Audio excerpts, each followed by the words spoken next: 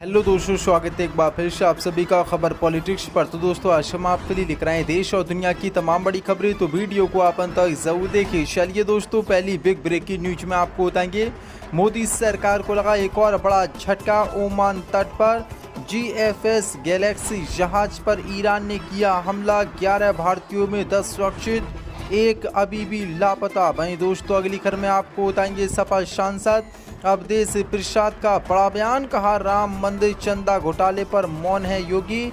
UP में 2027 में BJP की होगी ऐतिहासिक हार। वहीं दोस्तों, आपको बताएंगे जम्मू कश्मीर के मुख्यमंत्री उमर अब्दुल्ला का बड़ा दावा, कहा बीजेपी रच रही है सरकार गिराने की साजिश। नेशनल कॉन्फ्रेंस के विधायकों को 30 करोड़ और मंत्री पद का बीजेपी ने दिया ऑफर। वहीं दोस्तों, अगली खबर में आपको बताएंगे राम मंदिर चढ़ावा घोटाले को लेकर केजरीवाल का बड़ा बयान, बोले राम मंदिर चढ़ावा चोरी से मोदी सरकार का भरोसा टूटा। आम आदमी पार्टी ने शुरू किया देशव्यापी हस्ताक्षर अभियान। वहीं दोस्तों, आपको बताएंगे कांग्रेस नेता जयराम रमेश का मोदी पर बड़ा हमला, कहा मोदी के लिए हमेशा खाऊंगा, खाने दूंगा और खिलाऊंगा वाली स्थिति रही। वहीं दोस्तों, आपको बताएंगे ईरान अमेरिका में भयंकर युद्ध शुरू, ईरान ने खाड़ी देशों पर किया हमला, मिसाइलों से दहला खाड़ी क्षेत्र, कतर UAE समेत कई देशों पर ईरान ने एक साथ किए हमले, अमेरिकी एयरबेस पूरी तरीके से हुए तबाह। तो दोस्तों, सभी खबरों को एक एक क्रम आपको विस्तार से बताने वाले, वीडियो को दिल से लाइक कर चैनल को सब्सक्राइब जरूर कर लें। इसी के साथ दोस्तों, पहली बड़ी खबर निकल के शानी मोदी सरकार को लगा बड़ा झटका। ओमान तट पर गैलेक्सी जहाज पर हमला, 11 भारतीयों में 10 सुरक्षित, एक अभी भी लापता। मोदी सरकार की विदेश नीति की खुली पोल। दरअसल आपको बता दें, अमेरिका, इजराइल और ईरान के युद्ध में मोदी सरकार को लगातार झटके पर झटके लग रहे हैं। दरअसल आपको बता दें, ओमान के तट पर GFS गैलेक्सी जहाज पर एक बार फिर से बड़ा हमला हुआ है। इस जहाज पर 11 भारतीय नागरिकों में से 10 को सुरक्षित बचा लिया गया है, जबकि एक भारतीय नागरिक अभी भी लापता है। उसकी तलाश के लिए राहत और बचाव अभियान लगातार जारी हैं। विदेश मंत्रालय के मुताबिक हमले के तुरंत बाद सर्च और रेस्क्यू ऑपरेशन शुरू कर दिया गया था। ओमान में मौजूद भारतीय दूतावास पूरी स्थिति पर लगातार नजर बनाए हुए है और बचाव अभियान के दौरान ओमान के अधिकारियों के साथ सक्रिय समन्वय कर रहा है। मंत्रालय ने संकट की इस घड़ी में सहयोग के लिए ओमान सरकार और वहां के अधिकारियों का आभार भी व्यक्त किया।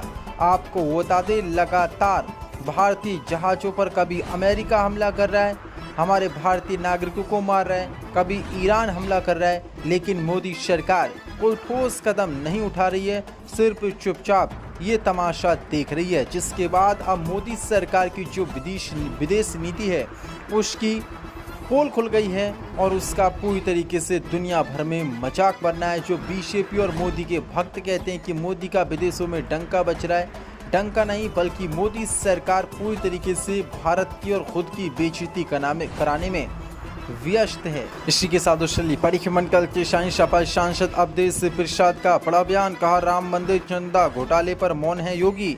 यूपी में 2027 में बीजेपी की ऐतिहासिक हार होगी। दरअसल आपको बता दें, उत्तर प्रदेश के मुख्यमंत्री योगी आदित्यनाथ द्वारा हनुमानगढ़ी में नमाज, राम मंदिर और समाजवादी पार्टी को लेकर दिए गए हालिया बयानों पर अयोध्या से समाजवादी पार्टी के सांसद अवधेश प्रसाद ने तीखी प्रतिक्रिया दी है।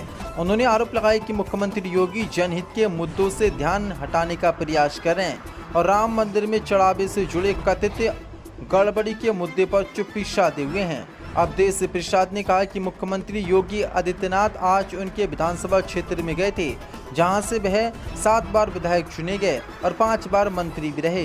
देश भर में आज जिस मुद्दे की चर्चा हो रही वह राम मंदिर में चढ़ावे और दान से जुड़े कथित घोटाले का है। करोड़ों श्रद्धालुओं की आस्था से जुड़े इस मामले पर मुख्यमंत्री योगी ने अपने दौरे के दौरान एक शब्द भी नहीं कहा। लोगों के बीच राम मंदिर के चढ़ावे, दान, सोना चांदी, हीरे जवाहरात, नकदी और जमीन से जुड़े सवाल चर्चा का विषय बने हुए हैं, लेकिन मुख्यमंत्री योगी ने इस पर कोई प्रतिक्रिया नहीं दी। इससे ऐसा लगता है कि मुख्यमंत्री दबाव में हैं। अवधेश प्रसाद ने आरोप लगाया कि मुख्यमंत्री ने किसानों को खाद की कमी, युवाओं के पेपर लीक, महंगाई, शिक्षा, स्वास्थ्य और सड़कों जैसे जश्न जन सरोकार के मुद्दों पर कोई भी बात नहीं की। धान की रोपाई का समय है और किसानों को खाद नहीं मिल रही है। प्रतियोगी परीक्षाओं के पेपर लीक हो रहे हैं। महंगाई बढ़ रही है और घरेलू गैस सिलेंडर की कीमतों से आम लोग परेशान, लेकिन सरकार इन विषयों पर मौन है। बीजेपी के पास अब कोई नया मुद्दा नहीं बचा, इसलिए पुराने विवादों को दोबारा उठाया जा रहा है।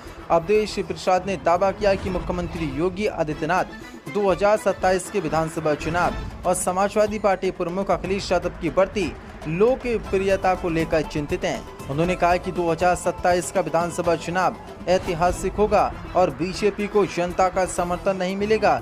जैसे जैसे चुनाव नजदीक आएगा, सरकार की मुश्किलें बढ़ेंगी और मैं लिख के दे सकता हूं कि 2027 के यूपी विधानसभा चुनाव में बीजेपी की ऐतिहासिक हार होने जा रही है। इसी के साथ पड़ी मंडल किशन जम्मू कश्मीर के मुख्यमंत्री उमर अब्दुल्ला का बड़ा दावा। कहा, बीजेपी रच रही है हमारी सरकार गिराने की साजिश। दरअसल आपको बता दें, जम्मू कश्मीर के मुख्यमंत्री उमर अब्दुल्ला ने आज बड़ा आरोप लगाते हुए बीजेपी पर नेशनल कॉन्फ्रेंस में तोड़फोड़ के जरिए उनकी सरकार गिराने की कोशिश करने का आरोप लगाया है।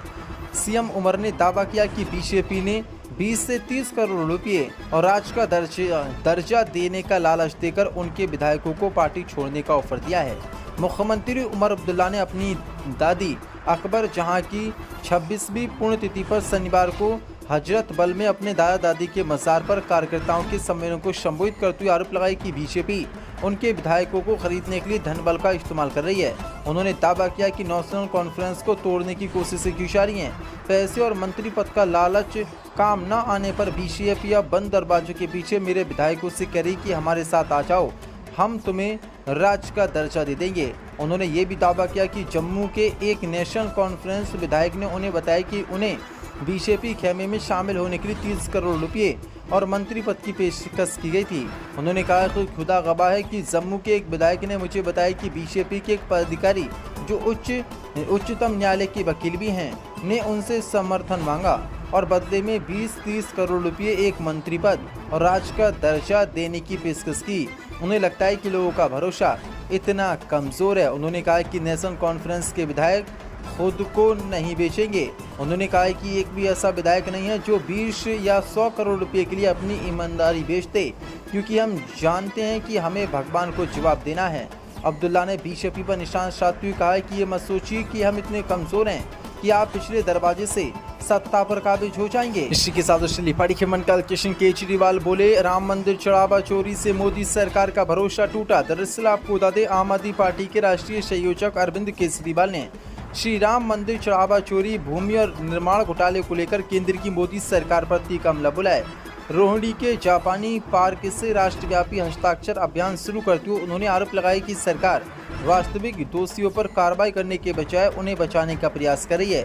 उन्होंने श्रद्धालुओं से अभियान में शामिल होने प्रधानमंत्री मोदी को पत्र भेजने की अपील की। अरविंद केजरीवाल ने कहा कि देशवासियों को उम्मीद थी कि प्रधानमंत्री नरेंद्र मोदी किसी भी दोषी को नहीं छोड़ेंगे और सख्त कार्रवाई करेंगे, लेकिन पिछले कुछ दिनों की घटनाओं से ये स्पष्ट हो गया है कि कथित चोरों और घोटालेबाजों को बचाने की कोशिश की जा रही है। उन्होंने दावा किया है कि इससे लोगों का सरकार पर भरोसा कमजोर हुआ है। उन्होंने कहा कि श्री राम जन्मभूमि से जुड़े भूमि घोटाले और राम मंदिर निर्माण में कमीशनखोरी की कोई निष्पक्ष जांच नहीं हो रही है।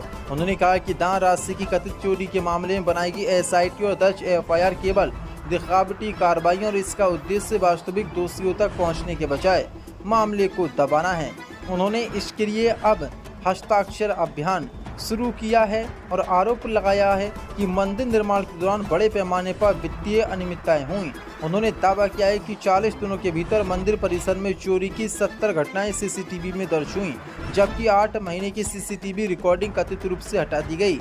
उन्होंने कहा कि श्रद्धालुओं के चढ़ावे और निर्माण कार्यों में भी गंभीर गड़बड़ियां हुई हैं, लेकिन मोदी सरकार पूरी तरीके से चुप है। इसी के साथ पड़ी मंडल किशन ईरान का अमेरिकी बेसों पर जोरदार पलटवार, मिसाइलों से धैला खाड़ी क्षेत्र, कतर, UAE समेत कई देशों पर एक साथ ईरान ने किए हमले। दरअसल आपको बता दें, अमेरिका के ईरान पर ताजा हवाई हमले के बाद पश्चिम एशिया में तनाव और ज्यादा गहरा गया है। ईरान ने जवाबी कार्रवाई करते हुए खाड़ी देशों में मौजूद अमेरिकी सैन्य ठिकानों पर हमला किया है। इसके बाद कतर समेत कई खाड़ी देशों में सुरक्षा व्यवस्था कड़ी कर दी गई है। कतर के आंतरिक मंत्रालय ने दोहा समेत पूरे देश के लोगों के मोबाइल फोन पर आपातकालीन सुरक्षा अलर्ट भेजकर सभी नागरिकों और प्रवासियों से घरों या सुरक्षित स्थानों के भीतर रहने की अपील की है। कतर के आंतरिक मंत्रालय के आधिकारिक बयान जारी करते हुए कहा गया है कि देश में सुरक्षा खतरे का स्तर फिलहाल बहुत अधिक है। उन्होंने सभी नागरिकों और प्रवासियों से बिना किसी ज़रूरी काम के बाहर ना निकलने और केवल सुरक्षित स्थानों पर रहने को कहा है।